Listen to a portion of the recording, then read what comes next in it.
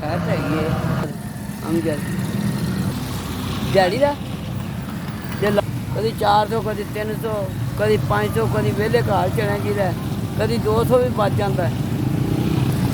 बेटा की दसा तेन मजबूरी है काम होंदा कोई नहीं मजबूरी तो बैठे हैं खर्चों तंग हाँ कभी दिहाड़ी बच जाती कभी नहीं बचती कभी खर्चा घर का बन जाता कभी परेशान ही रहीदा।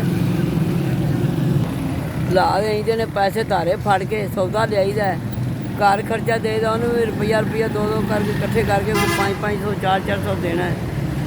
हालात बस बड़े डाउन ने।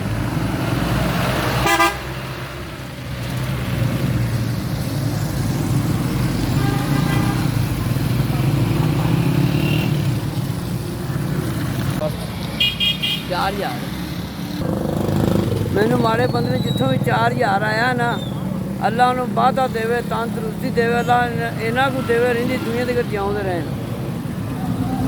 जिन्होंने लोगों ने 4000 भेजे अल्लाह उन्होंने इन्हों को देवे बेहिसाबा ही देवे रही दुनिया के जीवन अल्लाह उन्होंने भला करे मैं उन्होंने शुक्रगुजार हाँ। SBS जिन्हें मेरे तो पैसे पहुँचाने अल्लाह उन्होंने भला करे अल्लाह जिउंदे रहन।